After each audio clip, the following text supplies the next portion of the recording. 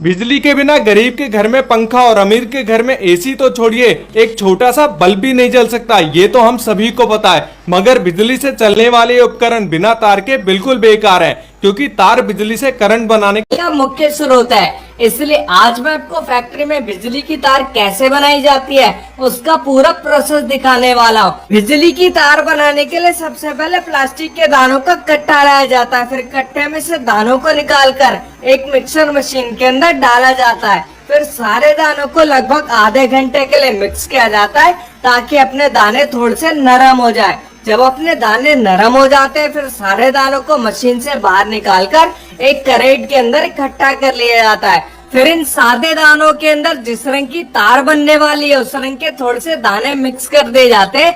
जैसे अभी यहाँ पर नीला तार बनने वाला है। फिर सारे दानों को एक हॉपर में पलट दिया जाता है। इसके बाद तार के अंदर का जो कॉपर होता है उसके साइज को तैयार करने के लिए सबसे पहले एक स्टैंड में छोटे छोटे यहाँ पर कॉपर के रीलों को सेट किया जाता है। फिर इन सारे रीलों में से एक एक करके पतले पतले तारों को निकाला जाता है और आगे मशीन में सेट कर दिया जाता है, जिससे हमारा एक मोटा तार का बंडल तैयार होने वाला है। जैसे अभी यहाँ पर 1.5 mm का तार बनने वाला है, जिसके लिए कम से कम 24 रील लगाई गई है।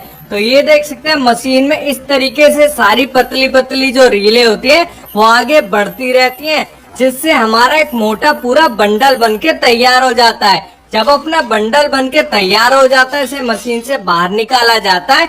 फिर इस बंडल को उठा के एक दूसरे वाले स्टैंड में सेट किया जाता है। इसके बाद यहाँ से तार बनाने का जो मेन प्रोसेस है वो भी स्टार्ट हो जाता है, जिसके लिए भैया ने तार के बंडल में से तार को निकाला है और उसको तार बनाने वाली मशीन के डाई में सेट कर दिया है। जिस भी साइज की तार बनने वाली होती है उसी साइज का यहाँ पर डाई भी सेट किया जाता है और उसको हॉपर वाली मशीन के साथ जोड़ दिया गया है। फिर इसके नीचे हीट लगा दिया जाता है। अब इस कॉपर के तार को एक पुराने वाले तार के साथ जोड़ा जाएगा, बांधा जाएगा, ताकि इस कॉपर के तार को आगे खींचने में मदद मिले। फिर डाई को अच्छी तरीके से कॉपर वाली मशीन के साथ जोड़ दिया जाता है। मशीन का सारा सेटअप होने के बाद कॉपर के ऊपर जो प्लास्टिक होता है उसको चढ़ाने के लिए सबसे पहले मशीन में से प्लास्टिक का एक वेस्ट निकलता है, जिसको तोड़ के अलग कर दिया जाता है। फिर प्लास्टिक का जो सही शेप होता है वो कॉपर के ऊपर इस तरीके से चढ़ने लगता है और पीछे से भी मशीन को चालू कर दिया जाता है, जहाँ से अपनी कॉपर की जो तार होती है वो इस तरीके से मशीन में आगे बढ़ती रहती है और प्लास्टिक के साथ मिक्स होके तार का शेप लेती रहती है। अभी आपको लग रहा होगा कि तार के ऊपर जो ये नीली प्लास्टिक है ये कहाँ से आ रही है। तो सबसे पहले मैंने जो आपको प्लास्टिक के दाने दिखाए थे जिसको हॉपर में पलटा गया था, ये उसी दाने का कमाल होता है। अभी ये जो तार है बहुत ही ज्यादा गर्म होता है, साथ ही में लचीला भी होता है, जिसको सख्त और मजबूत बनाने के लिए एक ठंडे पानी के चैम्बर के साथ इसको आगे भेजा जाता है, जिससे अपना तार मजबूत तो हो ही जाता है,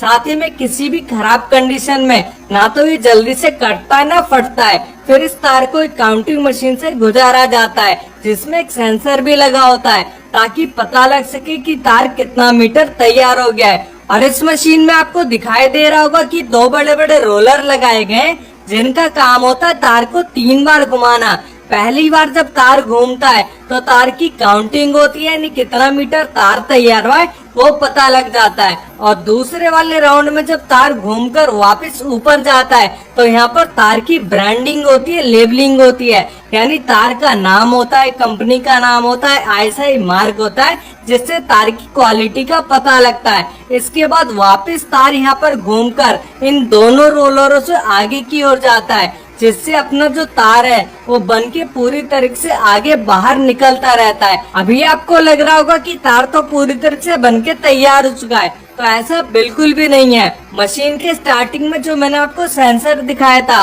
वो सेंसर मशीन में तय करता है कि कितने मीटर का यहाँ पर तार बन चुका है। उसके बाद मशीन में एक बजर बजता है, जिससे भैया को पता लग जाता है। फिर भैया आते हैं, फिर तार को काट कर अलग कर देते हैं। फिर जितना भी अपना तार तैयार होता है इसका बंडल तैयार करने के लिए भैया इसको बंडल वाले डिपार्टमेंट में भेज देते हैं, जहाँ से इसका बंडल तैयार होने वाला है। और जितना भी मैंने आपको प्रोसेस दिखाया था ये प्रोसेस सबसे ज्यादा आसान होता है, यानी इसमें कुछ नहीं करना, सिर्फ तार का बंडल तैयार करना है। मशीन के अंदर इसको लगा दो और तार अपने आप बंडल बनके तैयार हो जाता है। 90 मीटर का यहाँ पर एक बंडल तैयार किया जाता है और जब बंडल तैयार हो जाता है इसके ऊपर लेबलिंग की जाती है, ब्रांडिंग की जाती है और 4 हिस्सों में इसको बांध दिया जाता है। इसके बाद मशीन से इसको बाहर निकाला जाता है। अब इसको पैकिंग वाले डिपार्टमेंट में आगे भेजा जाएगा। तो आज मैंने आपको दिखाई कि आपके घर में इस्तेमाल होने वाली बिजली की तार फैक्ट्री के अंदर कैसे तैयार की जाती है।